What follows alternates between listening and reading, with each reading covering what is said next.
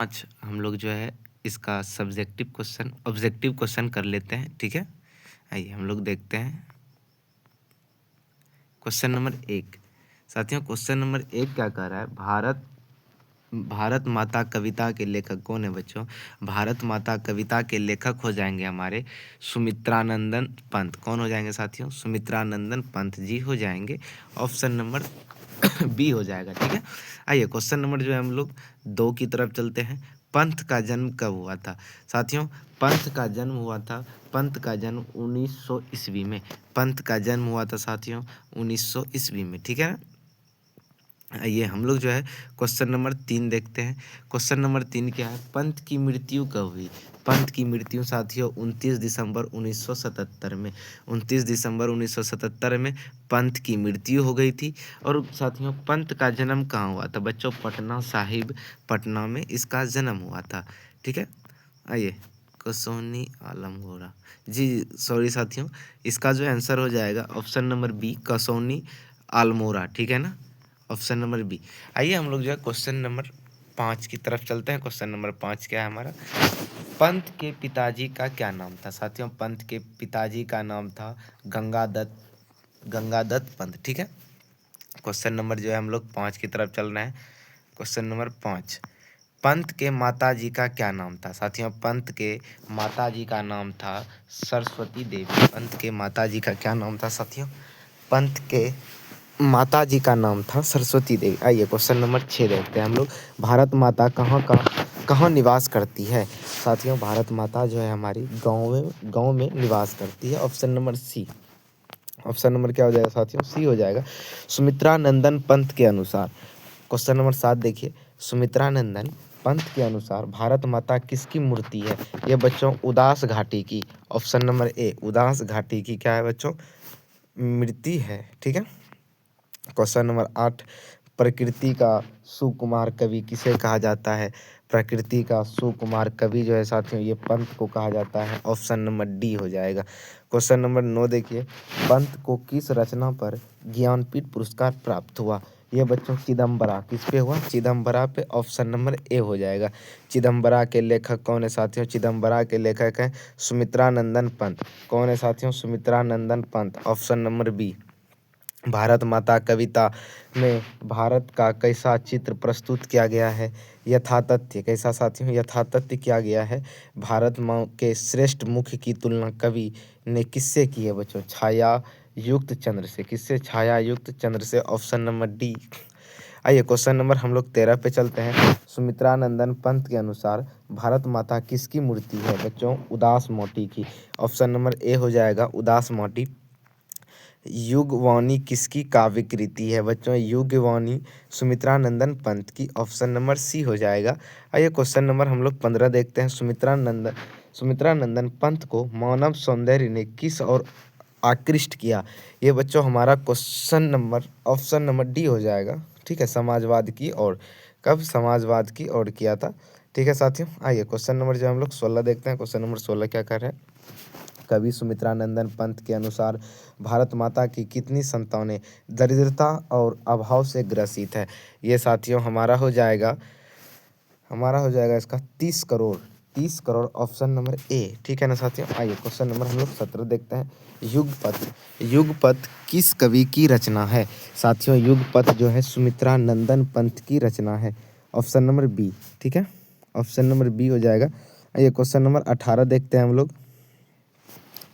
30 कोटि सनातन नग्न तन यह पंक्ति किस शीर्षक कविता के बच्चों? ये हो जाएगा भारत माता। किसका हो जाएगा? भारत माता का हो जाएगा। आइए क्वेश्चन नंबर हम लोग 19 देखते हैं। गुंजन किस कवि की रचना है? गुंजन जो है बच्चों सुमित्रानंदन पंत की रचना। सुमित्रानंदन पंत की रचना है गुंजन। ग्राम्या किसकी रचना है? साथियों, ग्राम्या जो है सुमित्रानंदन पंत की रचना है। सुमित्रानंदन पंत की रचना है। ठीक है, आइए क्वेश्चन नंबर 23। सफल आज उसका तप संयम पिला अहिंसा सत्य शुद्धोत्तम प्रस्तुत पंक्ति किस कविता की बच्चों? ये हो जाएगा भारत माता।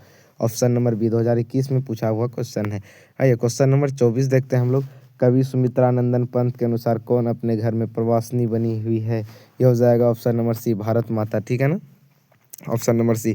आइए question number 25, Sumitranandan Pant ने मिट्टी की प्रतिमा उदासनी किसे कहा? ये हो जाएगा बच्चों भारत को, भारत माता को, ठीक है ना।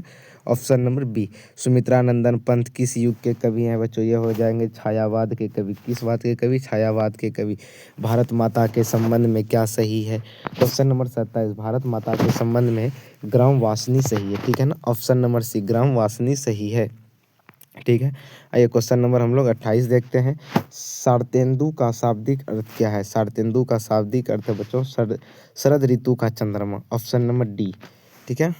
अब आइए क्वेश्चन नंबर 29, क्रंदन का अर्थ है बच्चों, क्रंदन का अर्थ हो जाएगा हमारा रोना। ऑप्शन नंबर ए, क्रंदन का अर्थ क्या हो जाता है साथियों? रोना, ठीक है। क्वेश्चन नंबर हम लोग 30 देखते हैं, गंगा यमुना का कवि ने किसके मानक के रूप में प्रस्तुत किया? साथियों ये हो जाएगा भारत माता के 2 अंक, ठीक है ना, 2 अंक। Option number C.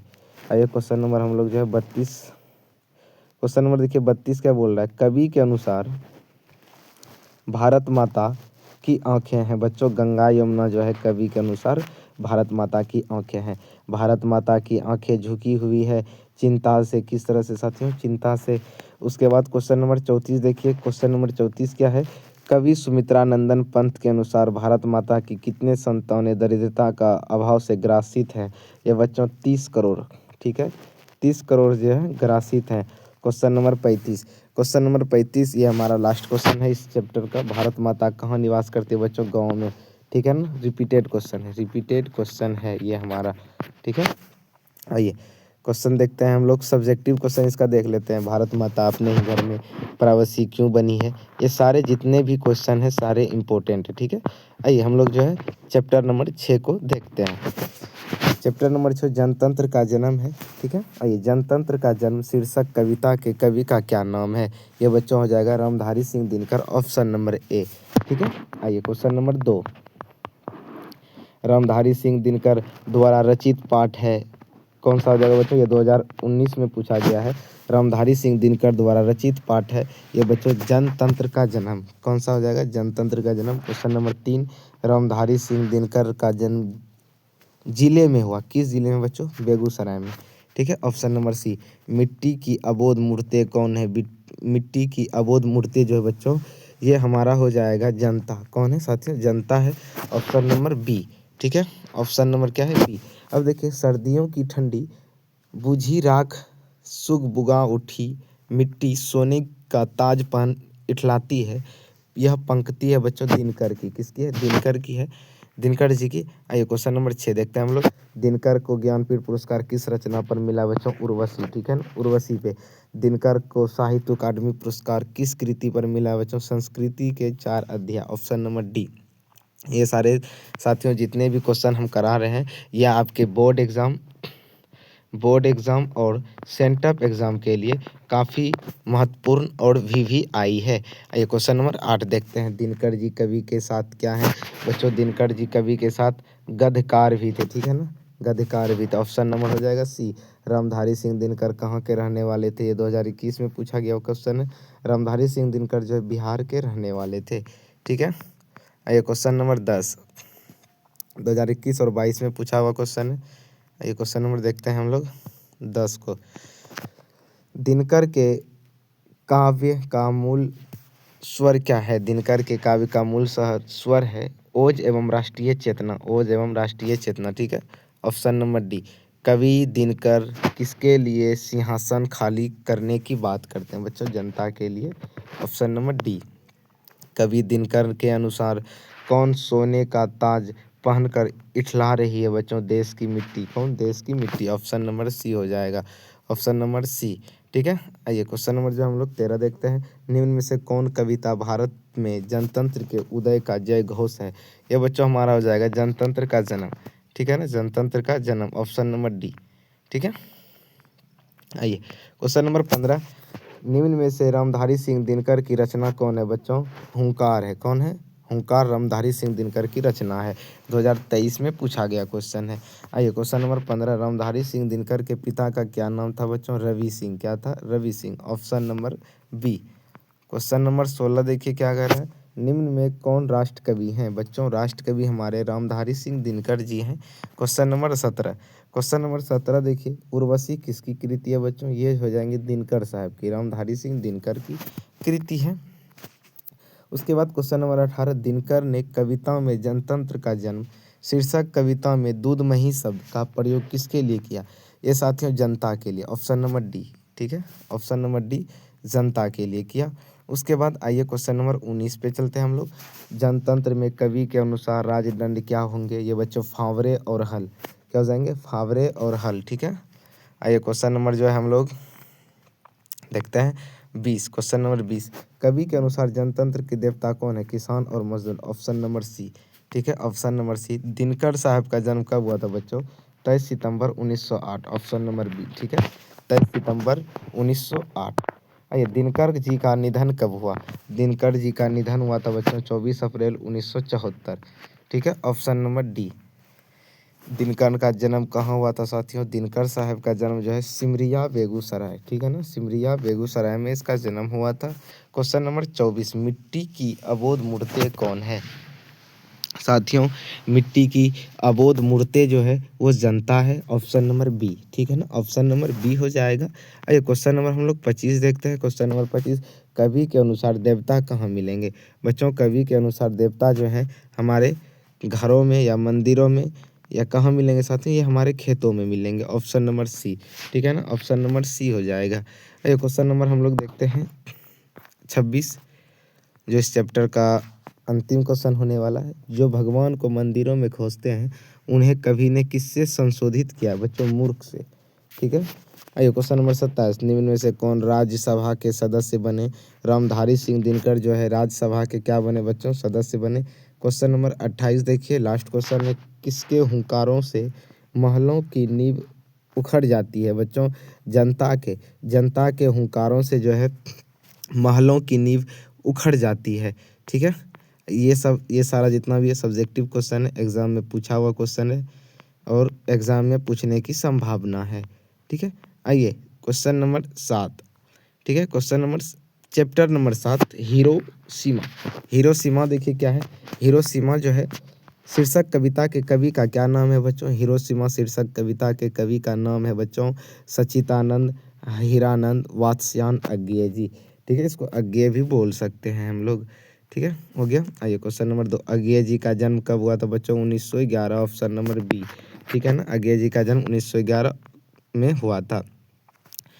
आइए क्वेश्चन नंबर 3, दुर्दांत मानवीय विभीषिका का चित्रण करने वाली कविता है बच्चों हिरोशिमा। ठीक है, हिरोशिमा। हिरोशिमा शीर्षक कविता किसका चित्रण करती है? ये जो है बच्चों प्राचीन आधुनिक सभ्यता की दुर्दरता, आधुनिक सभ्यता की दुर्दरता मानवीय विभीषिका का, ऑप्शन नंबर डी हो जाएगा। हिंदी कविता में प्रयोगवाद का सूत्रपात क्या है बच्चों? अज्ञेय ने, किसने किया है? अज्ञेय ने, ऑप्शन नंबर डी हो जाएगा। द्वितीय विश्व युद्ध में परमाणु बम देश पर गिराया गया था बच्चों? द्वितीय विश्व युद्ध में परमाणु बम जापान पे गिराया गया था, option number A. Question number 7 देखिए, अज्ञेय का पूरा नाम है बच्चों, अज्ञेय जी का पूरा नाम है सच्चिदानंद हीरानंद वात्स्यायन अज्ञेय जी। ठीक है, आपके एग्जाम के लिए इम्पोर्टेंट है बच्चों, 2019 में ही पूछा गया है। ये क्वेश्चन को फिर से रिपीट नहीं किया गया है, ये क्वेश्चन पूछा जाएगा, आप जो है VVI लगा लीजिए। ठीक है, क्वेश्चन हो गया। ये क्वेश्चन नंबर 8 देखते हैं, हिरोशिमा किस देश में बच्चों? हिरोशिमा जो है जापान में है। उगते हुए सूरज का देश किसे कहा जाता है बच्चों? जापान को, ऑप्शन नंबर ए। ठीक है, जापान को उगते हुए सूरज का देश कहा जाता है। क्वेश्चन नंबर 10, नदी के द्वीप किस कवि की रचना है बच्चों? सच्चिदानंद हीरानंद वात्स्यायन अज्ञेय जी की रचना है। सच्चिदानंद हीरानंद वात्स्यायन अज्ञेय के पिता का क्या नाम था बच्चों? डॉक्टर हीरानंद शास्त्री। क्या था? डॉक्टर हीरानंद शास्त्री। सच्चिदानंद हीरानंद वात्स्यायन अज्ञेय के माता का क्या नाम था बच्चों? वयंती देवी। क्या था? वयंती देवी। आइए क्वेश्चन नंबर हम लोग 13 देखते हैं, धूप बरसी पर अंतरिक्ष में नहीं फटी। धूप बरसी पर अंतरिक्ष में नहीं फटी, इसका मतलब क्या होता है बच्चों? मिट्टी से। क्या चीज से? मिट्टी से, ऑप्शन नंबर सी हो जाएगा। क्वेश्चन नंबर 14 देखिए क्या है, शेखर एक जीवनी उपन्यास किसकी रचना है? 2022 में पूछा गया है, शेखर एक जीवनी उपन्यास किसकी रचना है बच्चों? ये हो जाएंगे अज्ञेय जी की। ठीक है ना, अज्ञेय जी की। सच्चिदानंद हीरानंद वात्स्यायन अज्ञेय। ठीक है, आइए क्वेश्चन नंबर हम लोग 15 देखते हैं। एक बूंद सहसा उछली किसकी रचना है? ये बच्चों अज्ञेय जी की रचना हो जाएगी। क्वेश्चन नंबर 16, पुष्पकरिणी किसकी रचना है? पुष्पकरिणी बच्चों अज्ञेय जी की रचना है। ठीक है, क्वेश्चन नंबर 17, चिंता किसकी रचना है? चिंता जो बच्चों सच्चिदानंद हीरानंद वात्स्यायन अज्ञेय जी की रचना है। अज्ञेय का जन्म किस प्रदेश में हुआ था साथियों? अज्ञेय जी का जन्म उत्तर प्रदेश में हुआ था। अज्ञेय जी का जन्म उत्तर प्रदेश में हुआ था। क्वेश्चन नंबर 19, हिरोशिमा शीर्षक कविता में सूरज का प्रतीक अर्थ क्या है बच्चों? यह है बच्चों अणुबम। क्या है? अणुबम। और देखिए हिरोशिमा शीर्षक कविता में वर्णित सूरज कहाँ निकलता है बच्चों? नगर के चौक पर। कहाँ निकलता है? नगर के चौक पर निकलता है। ठीक है, ये क्वेश्चन हो गया। आइए क्वेश्चन नंबर 21 की तरफ चलते हैं हम लोग। क्वेश्चन नंबर 21 क्या है? अज्ञेय के नाम से हिंदी साहित्य अज्ञेय के नाम से हिंदी साहित्य में कौन सा वाद जुड़ा हुआ है? बच्चों ये हो जाएगा अपना प्रयोगवाद। कौन सा वाद? प्रयोगवाद हो जाएगा। आइए क्वेश्चन नंबर हम लोग 22 देखते हैं। अज्ञेय का निधन कब हुआ बच्चों? 4 अप्रैल 1987। ऑप्शन नंबर सी। ठीक है, कब हुआ था? ऑप्शन नंबर सी, 4 अप्रैल 1987। जापान के हिरोशिमा नामक नगर पर अणुबम किसने गिराई? ये बच्चों अमेरिका ने गिराया था। ऑप्शन नंबर ए हो जाएगा। क्वेश्चन नंबर 24 देखिए, तार सप्तक का संपादन किया किसने बच्चों? तार सप्तक का संपादन बच्चों अज्ञेय ने किया था। Option number D. देखिए अब इसका जो है सब्जेक्टिव क्वेश्चन देख लेते हैं हम लोग। ठीक है, सब्जेक्टिव क्वेश्चन आप लोग स्क्रीनशॉट ले सकते हैं। आप लोग को जो है इसका पीडीएफ मिल जाएगा। पीडीएफ लेने के लिए आप लोग जो है इस नंबर पर संपर्क करें। आप लोग को व्हाट्सएप पीडीएफ कर दिया जाएगा। 7352089583। ठीक है ना, इस नंबर पे आप लोग जो है मैसेज करें। आप लोग को जो है पीडीएफ मिल जाएगा। ठीक है, आइए क्वेश्चन नंबर हम लोग जो है चैप्टर नंबर 8 की ओर चलते हैं। बस साथियों हमारा कुछ और क्वेश्चन बचा हुआ है और उसके बाद जो है हमारा ये पूरा हिंदी का चैप्टर ख़त्म हो जाएगा। ठीक है ना, हिंदी का पूरा चैप्टर हमारा ख़त्म हो जाएगा। आइए क्वेश्चन नंबर 8। क्वेश्चन नंबर 8 क्या बोल रहा है हमारा? चैप्टर नंबर 8, एक वृक्ष की हत्या।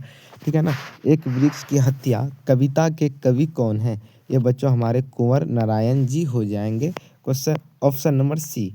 आइए ऑप्शन नंबर सी है तो इसका देखिए, एक वृक्ष की हत्या किस कविता संग्रह से संकलित है बच्चों? इन दिनों से। किससे? इन दिनों से।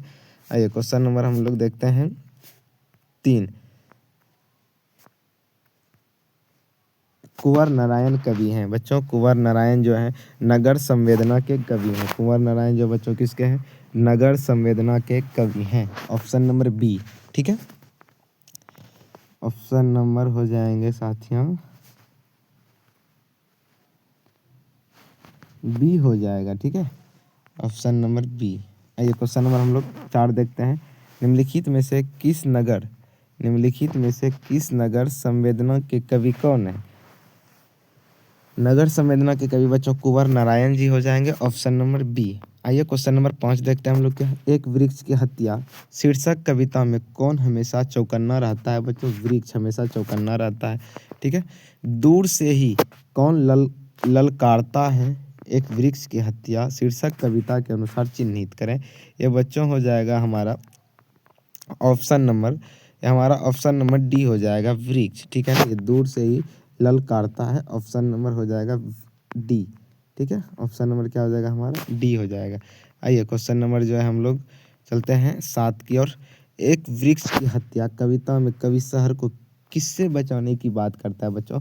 नादिरों से। ठीक है ना, नादिरों से बचाने का काम करता है। दूर से ही ललकारता कौन? मैं जवाब देता दोस्त पंक्ति किस कविता पाठ से है बच्चों? ये एक वृक्ष की हत्या से है। किससे साथियों? एक वृक्ष की हत्या से है। ऑप्शन नंबर ए हो जाएगा। आइए क्वेश्चन नंबर हम लोग जो है 9 देखते हैं। एक वृक्ष की हत्या शीर्षक कविता में वृक्ष की सूखी डाली किसकी तरह है? ये बच्चों राइफल की तरह है। ऑप्शन नंबर बी हो जाएगा। आइए क्वेश्चन नंबर 10 देखते हैं हम लोग। चक्रव्यूह किसकी रचना बच्चों? चक्रव्यूह कुंवर नारायण जी की रचना है। चक्रव्यूह। आइए क्वेश्चन नंबर 11 देखिए क्या है। मनुष्य और सभ्यता के विनाश की अंत व्यवस्था को अभिव्यक्त करने वाली कविता निम्न में से कौन है? ये साथियों एक वृक्ष की हत्या हो जाएगी, option number A. Option number क्या हो जाएगी? ए हो जाएगा। और क्वेश्चन नंबर 12 है, एक वृक्ष की हत्या कविता में कवि मनुष्य को क्या हो जाने से बचाना चाहते हैं? बच्चों जंगल हो जाने से क्या करना चाहते हैं? बचाना चाहते हैं। क्वेश्चन नंबर 13, दूर से कौन ललकारता है? बच्चों दूर से वृक्ष चौकीदार ललकारता है। ठीक है, दूर से वृक्ष चौकीदार ललकारता है। कवियों के अंदेशों में कौन था? कवियों के अंदेशों में बच्चों एक जानी दुश्मन था। एक क्या था? जानी दुश्मन था। क्वेश्चन नंबर 15, बचाना है नदियों को नाला हो जाने से। ऑप्शन नंबर सी, बचाना है नदियों को किससे? नाला हो जाने से। क्वेश्चन नंबर 16, क्वेश्चन नंबर 16 है साथियों, बचाना है हवा को धुआं हो जाने से। बचाना है हवा को किससे? धुआं हो जाने से। और बचाना है खाने को किससे साथियों? बचाना है खाने को जहर हो जाने से। बचाना है खाने को जहर हो जाने से, ऑप्शन नंबर सी। बचाना है जंगल को साथियों मरुस्थल हो जाने से, ऑप्शन नंबर सी। ठीक है, कुंवर नारायण का जन्म कब हुआ था? बच्चों कुंवर नारायण का जन्म 19 सितंबर 1927 को हुआ था, ऑप्शन नंबर बी। कवि के घर लौटने पर दरवाजे पर क्या नहीं दिखा? बूढ़े चौकीदार वृक्ष को उसने नहीं देखा, ऑप्शन नंबर डी हो जाएगा। कुंवर ने लिखने की शुरुआत कब की? बच्चों 1950 में। कब? 1950 में। एक वृक्ष की हत्या कविता में कवि शहर को किससे बचाने की बात करता है? बच्चों नादिरों से, ऑप्शन नंबर सी। ठीक है, क्वेश्चन नंबर 23 देखिए क्या है, कवि बूढ़े वृक्ष की तुलना किससे करता है? बच्चों चौकीदार से जो है करता है, ऑप्शन नंबर ए हो जाएगा। ऑप्शन नंबर क्या हो जाएगा? ए हो जाएगा। आइए क्वेश्चन नंबर 24, कवि को बूढ़ा चौकीदार वृक्ष हमेशा कहाँ पर मिलता है? बच्चों घर के दरवाजे पर। घर के दरवाजे पर, ऑप्शन नंबर हो जाएगा सी। ठीक है, क्वेश्चन नंबर 25, कुंवर नारायण का जन्म कहाँ हुआ था? बच्चों कुंवर नारायण का जन्म लखनऊ उत्तर प्रदेश में हुआ था। कुंवर नारायण का जन्म कहाँ हुआ था? लखनऊ उत्तर प्रदेश। आत्मजयी के लेखक कौन है? आत्मजयी के लेखक है बच्चों कुंवर नारायण। कौन है? कुंवर नारायण है। इन दिनों के लेखक कौन है साथियों? इन दिनों के लेखक हैं हमारे Kunwar Narayan ji, option number C. Question number 28 देखिए, चक्रव्यूह के लेखक कौन है? साथियों चक्रव्यूह के लेखक हैं कुंवर नारायण। चक्रव्यूह के लेखक कौन है साथियों? कुंवर नारायण जी हैं। आइए इसका जो है हम लोग सब्जेक्टिव क्वेश्चन देख लेते हैं, बहुत इंपॉर्टेंट है। देख रहे हैं साथियों कितना बार एग्जाम में पूछा गया है, फिर से 5 साल बाद दोहराया जाएगा इस क्वेश्चन को। आप लोग जो है देखिए, ये सब सारे जितने भी क्वेश्चन हैं सारे इम्पोर्टेंट हैं। ठीक है, आइए क्वेश्चन नंबर हम लोग देखते हैं, चैप्टर नंबर 9 देखते हैं हम लोग। ठीक है, हमारी नींद। हमारी नींद देखिए क्या है, पहला क्वेश्चन हमारी नींद का। हमारी नींद कविता किसने लिखी है? बच्चों ये हो जाएगा वीरेन डंगवल। किसने हो जाएगा साथियों? वीरेन डंगवल ने। क्वेश्चन नंबर 2, हमारी नींद कविता कहाँ से ली गई? बच्चों दुष्चक्र में सृष्टा से। ठीक है, ऑप्शन नंबर सी। आइए क्वेश्चन नंबर जो है हम लोग 3 देखते हैं, हमारी नींद शीर्षक कविता में नींद किसका प्रतीक है? बच्चों ये आलस्य का प्रतीक हो जाएगा।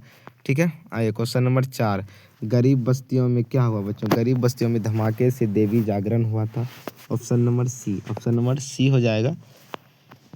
आइए क्वेश्चन नंबर 5 देखते हैं हम लोग, वीरेन डंगवाल को किस कृति के लिए साहित्य अकादमी पुरस्कार मिला है? बच्चों ये किसके लिए मिला है? दुष्चक्र में सृष्टा के लिए, ऑप्शन नंबर बी हो जाएगा। आइए क्वेश्चन नंबर जो है हम लोग क्वेश्चन नंबर देखते हैं 6। क्वेश्चन नंबर 6 है, कवि वीरेन डंगवाल के अनुसार जीवन में महत्वपूर्ण क्या है? बच्चों जीवन में महत्वपूर्ण संघर्ष है। आप जितना संघर्ष कीजिएगा आप उतना आगे बढ़िएगा। ठीक है, आइए क्वेश्चन नंबर 7। क्वेश्चन नंबर 7 है, तुर्कों के महाकवि नाजिम हिकमत की कविताओं के अनुवाद किस कवि ने पहला पुस्तक के रूप में किया? ये बच्चों Viren Dangwal, option number B 2023 में पूछा हुआ क्वेश्चन है। ठीक है, क्वेश्चन नंबर 8 देखिए, घूमता आईना शीर्षक से स्तंभ लेखन किसने किया? बच्चों वीरेन डंगवाल ने। किसने? Viren Dangwal, option number C ने। Option number C. Question number 9, तुर्की के महाकवि नाजिम हिकमत की कविताओं के अनुवाद वीरेन डंगवाल ने किस रूप में किया? बच्चों ये पहल पुस्तक। ठीक है ना, पुस्तक नहीं हो जाएगा, पहल पुस्तक हो जाएगा। ऑप्शन नंबर ए, दुष्चक्र में सृष्टा के लेखक कौन है साथियों? दुष्ट चक्र में सृष्टा के लेखक हो जाएंगे हमारे Virendra Dangwal ji. Option number C. हमारी नींद शीर्षक कविता में कवि कहता है कुछ डेस बढ़ गए पैर, कुछ इंच जो है पैर बढ़ गए। हमारी नींद, हमारे सोने के दौरान कुछ इंच क्या बढ़ जाता है बच्चों? पैर बढ़ जाता है। ठीक है, आइए क्वेश्चन नंबर 12 देखते हैं। वीरेंद्र डंगवाल किस दैनिक पत्र के संपादिक सलाहकार हैं? ये बच्चों अमर उजाला, ठीक है ना, अमर उजाला, ऑप्शन सी। आइए क्वेश्चन नंबर देखिए क्या बोल रहा है ये 13। इसी दुनिया में किसकी कृति है बच्चों? इसी दुनिया में वीरेंद्र डंगवाल जी की कृति है। ठीक है, क्वेश्चन नंबर डी हो जाएगा। कविता में देवी जागरण कहाँ हुआ? साथियों कविता में देवी जागरण जो है गरीब बस्तियों में हुआ था। ठीक है, क्वेश्चन नंबर 15 देखिए क्या है। कविता में किसका जीवन क्रम पूरा हुआ उल्लिखित है? बच्चों मक्खी का जीवन क्रम पूरा हुआ उल्लिखित है। Question number 16। दुष्चक्र में सृष्टा पुस्तक पर वीरेंद्र डंगवाल को कौन सा पुरस्कार प्राप्त हुआ? बच्चों साहित्य अकादमी पुरस्कार, ऑप्शन नंबर सी हो जाएगा। आइए क्वेश्चन नंबर 17 देखते हैं हम लोग। वीरेंद्र डंगवाल को उपाधि दी गई थी बच्चों डी लिट, ठीक है ना, option number A. Option number क्या चीज साथियों? Option number A. आइए इसका जो है हम लोग और देख लेते हैं ऑब्जेक्टिव। हमारी नींद कविता के कवि ने किसका उल्लेख किया बच्चों? गरीब बस्तियों का। ठीक है, ऑप्शन ए। कवि हमें क्या सलाह देता है बच्चों? नींद से जगने की सलाह देता है। ठीक है, आइए क्वेश्चन नंबर 20। वीरेंद्र डंगवाल का जन्म कब हुआ था? 5 अगस्त 1947। ठीक है ना, ऑप्शन नंबर ए। आप लोग को अगर कोई दिक्कत आ रही है तो आप लोग कमेंट कीजिए। ठीक है, आप लोग जो है वीरेंद्र डंगवाल का जन्म कहाँ हुआ था, इसका आंसर कमेंट में कीजिए। ठीक है ना, इसका आंसर कमेंट में कीजिएगा। और देख लीजिए ये सारा जो है हमारे सब्जेक्टिव क्वेश्चन है, 2 नंबर 5 नंबर में पूछे जा सकते हैं। आइए हम लोग जो है क्वेश्चन नंबर चैप्टर नंबर 10 की तरफ चलते हैं। चैप्टर नंबर 10 अक्षर ज्ञान। आइए अक्षर ज्ञान का पहला क्वेश्चन है, अक्षर ज्ञान कविता किसने लिखा है बच्चों? अक्षर ज्ञान कविता जो है हमारे अनामिका जी ने लिखा है। ठीक है, आइए क्वेश्चन नंबर 2 देख लेते हैं। अक्षर ज्ञान शीर्षक कविता कहाँ से ली गई है बच्चों? कहाँ से ली गई है? ये हमारे कवि ने कहाँ से ली गई है? ठीक है, ऑप्शन नंबर डी हो जाएगा, कवि ने कहाँ से ली गई है। ठीक है, आइए क्वेश्चन नंबर हम लोग 3 देख लेते हैं। क्वेश्चन नंबर 3 देखते हैं हम लोग। कवित्री अनामिका का जन्म कब हुआ था साथियों? ये 1961 में हुआ था। अनामिका का जन्म कहाँ हुआ बच्चों? मुजफ्फरपुर बिहार में अनामिका का जन्म हुआ था। कवित्री अनामिका के पिता का क्या नाम था साथियों? श्याम नंदन किशोर, ऑप्शन नंबर सी, श्याम नंदन किशोर था। अक्षर ज्ञान में किस मनोविज्ञान का आधार लिया गया बच्चों? बाल मनोविज्ञान। ठीक है ना, ऑप्शन नंबर सी। सृष्टि की विकास कथा का प्रथम अक्षर क्या है बच्चों? विफलता पर छलके आंसू। क्या है? विफलता पर छलके आंसू, ऑप्शन नंबर सी। कवित्री अनामिका के अनुसार चौखटे में क्या नहीं आटता? तो क्या नहीं आटता बच्चों? क। ठीक है ना, चौखटे में क्या नहीं आटता? क, option number B. Question number 9 देखिए क्या कर रहा है। घरे से लढ़कता हुआ उसका घ किस पर आकर थमक जाता है बच्चों? ये ऑप्शन नंबर हो जाएगा डी, अंगह पर। कहाँ पे? अंगह पर। बीजाक्षर शीर्षक काव्य संकलन किसकी रचना है? ये साथियों अनामिका की हो जाएगी। ठीक है ना, ऑप्शन नंबर ए। पंक्ति से उतर जाता है उसका ख किस कविता से पंक्ति है बच्चों? अक्षर ज्ञान से, ऑप्शन नंबर डी हो जाएगा। आइए क्वेश्चन नंबर जो है हम लोग 12 देखते हैं। Question number 12। अक्षर ज्ञान शीर्षक कविता में अंगह के ड को बेटा क्या समझता है? माँ। क्या समझता है साथियों? माँ समझता है। क्वेश्चन नंबर 13 क्या है देखिए। उसका ख खरगोश की खालिश बेचैनी में यह पंक्ति किस कविता की है बच्चों? ये अक्षर ज्ञान की है। ठीक है, गलत पते की चिट्ठी किस विधा की कृति है बच्चों? ये हो जाएगा हमारा अक्षर ज्ञान। ठीक है ना, हमारा क्या हो जाएगा? कविता हो जाएगा। ठीक है ना, अच्छा कहाँ से ली गई ये नहीं, किसकी है, क्या है? तो कविता है। ठीक है, ऑप्शन नंबर बी। आइए अजड़ जाम किसकी रचना है? अजड़ जाम बच्चों, ये हमारा अजड़ जाम जो है बच्चों ये अनामिका जी की रचना है, ऑप्शन नंबर डी। अब देखिए अनामिका किस काल की कवियत्री है? अनामिका जो है बच्चों समकालीन जो है समकालीन कवित्री है। ठीक है, समकालीन काल की क्या है? कवित्री है। हो गया। क्वेश्चन नंबर 17, बच्चा कहाँ पर आकर थमक जाता है? अंगहा पर। ठीक है। क्वेश्चन नंबर 18 देखिए, क्वेश्चन नंबर 18 है, अबोध बालक के अक्षर पाटी पर क्या नहीं अटता बच्चों का? ऑप्शन नंबर ए, किसका ध्यान क लिखते समय कबूतर पर होता है बच्चों? अबोध बालक का, अबोध बालक का। ऑप्शन नंबर बी, बालक ढो को क्या समझता है? माँ। बालक ढो को क्या समझता है? माँ। ठीक है। आइए कविता, क्वेश्चन नंबर 21, कविता अक्षर ज्ञान में अंगह को क्या कहा गया है? माँ और बेटा। क्या कहा गया है? माँ और बेटा। कविता में घ से किसका बोध कराया गया है? क्वेश्चन नंबर 22, कविता में घो से किसका बोध कराया गया बच्चों? घरा का, घो से घरा। ठीक है। आइए क्वेश्चन नंबर 23, कवित्री अनामिका ने इसमें से किसका संपादन किया था बच्चों? कहती है औरत, कहती है औरतें। ठीक है। आइए क्वेश्चन नंबर 24, कवित्री अनामिका की आलोचनात्मक लेखन है कहती हैं औरतें। Option number A. ठीक है। आइए क्वेश्चन नंबर 25, कवित्री द्वारा अंग्रेजी में लिखी गई आलोचनात्मक लेखन है post elite post feminist, post elite post feminist. ठीक है। ऑप्शन नंबर डी हो जाएगा। क्वेश्चन नंबर 26, विफलता पर छलक पड़ते हैं बच्चों आंसू। विफलता पर क्या छलक पड़ते हैं बच्चों? आंसू छलक पड़ते हैं। विफलता पर आंसू छलक पड़ते हैं। Option number D, option number A. ठीक है। क्वेश्चन नंबर 27 देखिए, कविता में बच्चा ख से क्या याद रखता है बच्चों? ख से खरगोश। Option number A. ठीक है।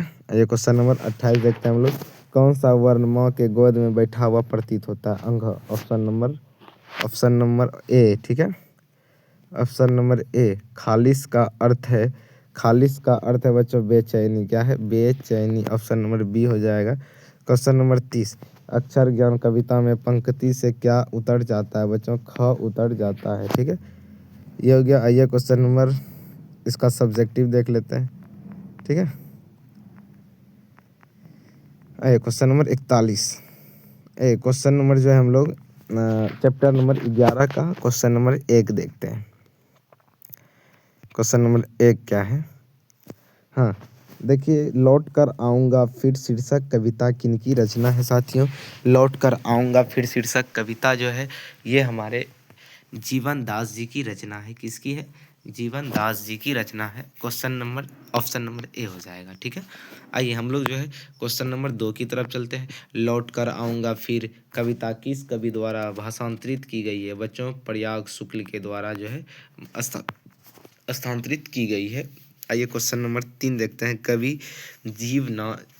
जीवनानंद दास का जन्म कब हुआ था? इसका जन्म हुआ था साथियों 1899। कब हुआ था? 1899। आप लोग के लिए क्या फिजिक्स का भी इसी तरह से मैराथन लाया जाए, टोटल ऑफ टोटल? आप लोग कमेंट करके बताइए, हाँ सर फिजिक्स का भी लाएं तो हम लाएंगे। ठीक है। आप लोग कमेंट कीजिएगा। तो लौट कर आऊँगा फिर पाठ के कवि कहाँ लौटने की बात करते हैं बच्चों? बंगाल में। Option number D, option number D हो जाएगा। आइए क्वेश्चन नंबर 5, जीवानंद दास की मृत्यु के बाद कितने कहानी प्रकाशित हुए बच्चों? ये 100 कहानी जो है प्रकाशित हुए। जीवानंद दास की मृत्यु के बाद कितने उपन्यास प्रकाशित हुए? 13। एग्जाम के लिए सारे इम्पोर्टेंट हैं, वीवीआई हैं। अब देखिए, लौट कर आऊँगा फिर शीर्षक कविता के अनुवादक का नाम क्या बच्चों? प्रयाग और शुक्ल। क्या है? प्रयाग और Shukla. Option number D. Question number, Jibanananda Das की किस शीर्षक कविता को रविंद्रोत्तर युग की श्रेष्ठतम प्रेम कविता की संज्ञा दी गई है? वनलता सेन। किसकी? वनलता सेन। ऑप्शन नंबर सी हो जाएगा। नदियाँ मैदान बंगाल के बुलाएंगे मैं आऊँगा, यह पंक्ति की शीर्षक कविता के बच्चों लौट कर आऊँगा फिर। Option number A. ठीक है। कवि जीवनानंद दास किसका हंस बनाना चाहते हैं बच्चों? किशोरी का हंस बनाना चाहते हैं। ऑप्शन नंबर हो जाएगा सी।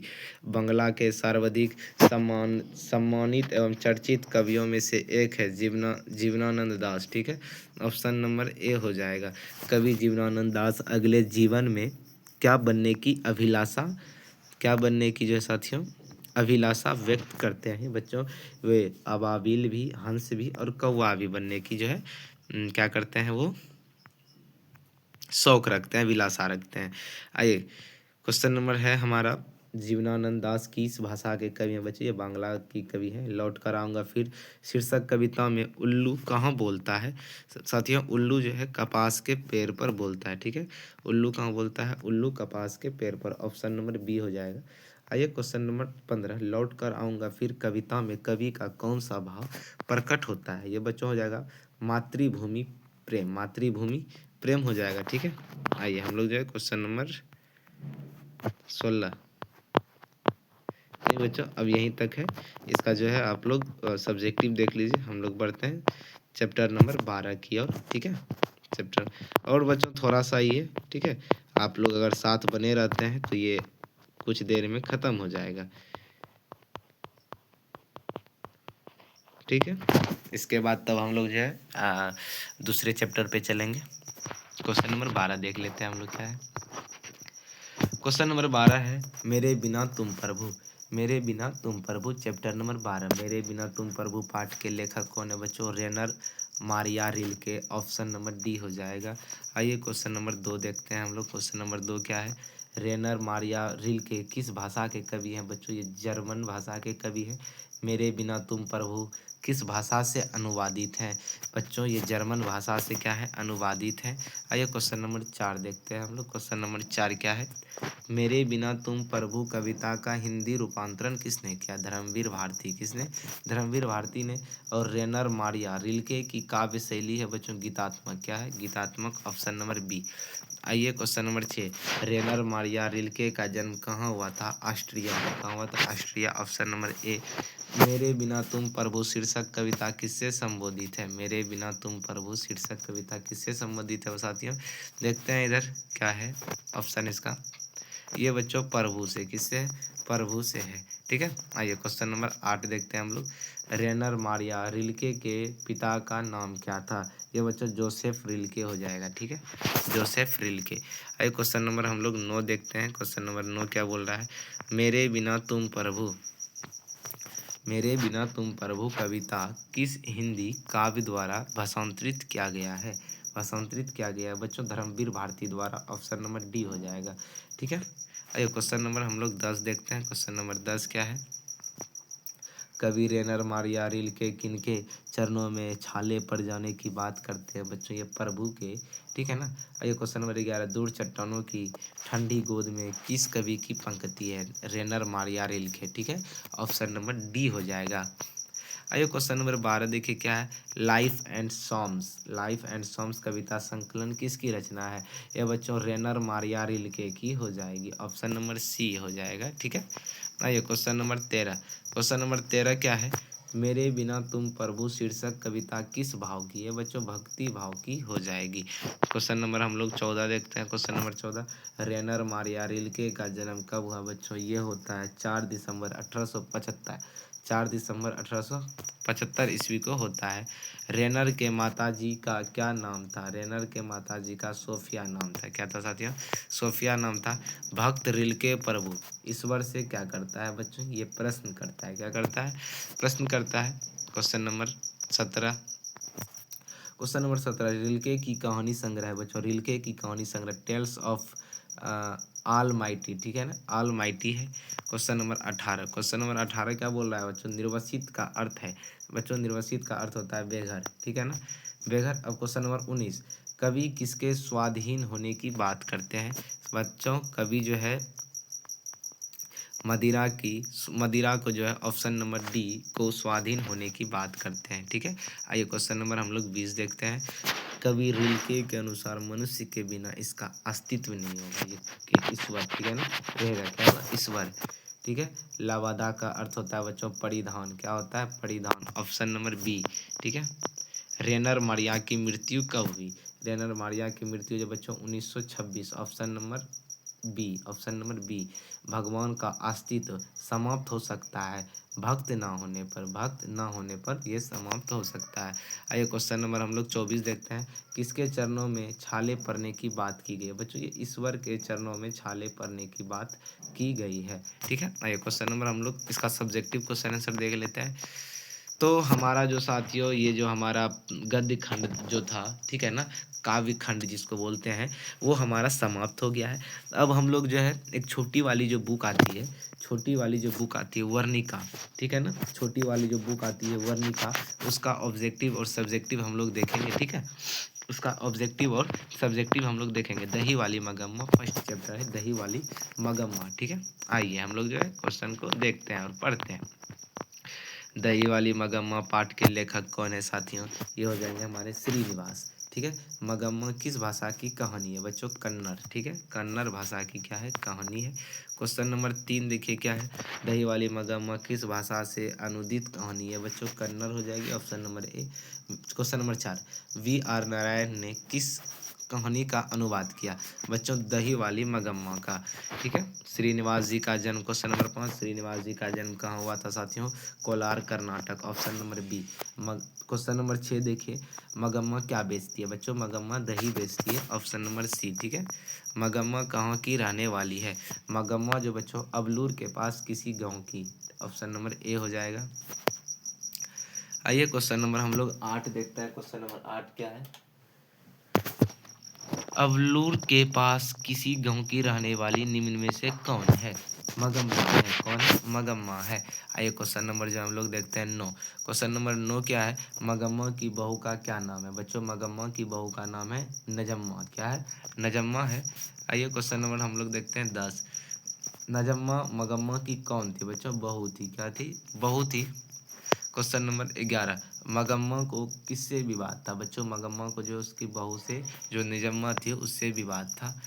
आइए क्वेश्चन नंबर 12, अमराई का कुआं कहाँ है बच्चों? अमराई का कुआं कहाँ है बच्चों? रास्ते में अमराई का कुआं है।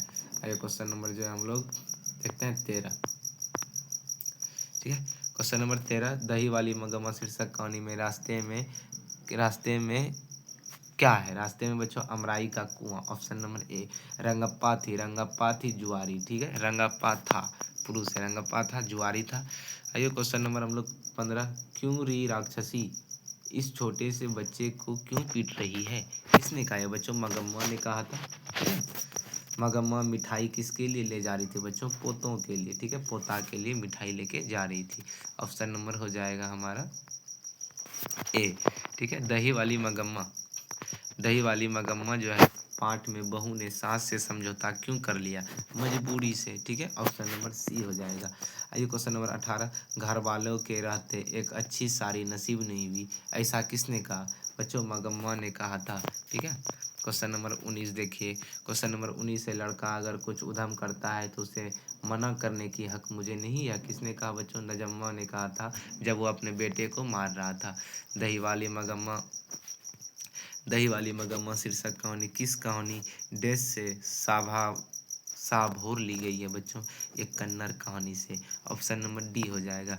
आइए क्वेश्चन नंबर 21 है, श्रीनिवास का पूरा नाम क्या बच्चों? श्रीनिवास का पूरा नाम मास्ती वेंकटेश अयंगार है, ठीक है, ऑप्शन नंबर बी।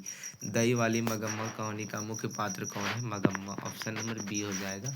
मगम्मा किस शहर में दही बेचती थी बच्चों? मगम्मा जो है बेंगलुरु में दही बेचती थी, ठीक है। क्वेश्चन नंबर 24 देखिए। क्वेश्चन नंबर 24 क्या है? मगम्मा कहाँ की रहने वाली थी बच्चों? मगम्मा जो है शायद वैकुंठपुर, ठीक है ना, वैकुंठपुर की रहने वाली थी, ऑप्शन नंबर सी। मगम्मा का अपनी बहू से किसको लेकर विवाद था बच्चों? पोते को लेकर के विवाद था। आइए क्वेश्चन नंबर हम लोग जो है 26 देखते हैं। क्वेश्चन नंबर 26 क्या है? मगम्मा के परिवार में कुल कितने आदमी थे बच्चों? 4 आदमी। कितने आदमी थे? 4 आदमी। क्वेश्चन नंबर 27, दही वाली मगम्मा कहानी मतलब किसे संदेश देता है बच्चों? बहुओं को संदेश देता है, ऑप्शन नंबर सी, ठीक है। क्वेश्चन नंबर हम लोग 28 देखते हैं। गांव में जुआरी किस किस्म का व्यक्ति था बच्चों? रंगप्पा, ठीक है ना, ऑप्शन नंबर बी। मगम्मा कैसी थी बच्चों? मगम्मा जो है अंधविश्वासी थी, ठीक है, अंधविश्वासी थी मगम्मा। सास बहू के बीच झगड़े का मुख्य कारण क्या था बच्चों? बहू द्वारा अपने बेटे को पीटना, मतलब मगम्मा के पोते को पीटना। मगम्मा जो है, मगम्मा की बहू का क्या नाम था? आप लोग कमेंट में बताएं, पिछले क्वेश्चन में हम लोग पढ़ चुके हैं। कथाकार को वर्षों से मगम्मा कौन सी वस्तु दिया करती थी बच्चों? घी। क्या दिया करती थी? घी दिया करती थी। आइए अब देखते हैं क्वेश्चन नंबर 32। मगम्मा एवं नजम्मा के बीच झगड़ा मिटाकर अच्छा संबंध स्थापित करने का माध्यम कौन था? मगम्मा का पोता। ठीक है। आइए क्वेश्चन नंबर 33 देखते हैं। क्वेश्चन नंबर 33, अधिक बुद्धिमान कौन थी बच्चों? नजम्मा। उसकी जो बहू थी, बहू की दिशा है मगरमच्छ सी। किसकी है? मगरमच्छ सी है। आइए क्वेश्चन नंबर हम लोग 35 देखते हैं।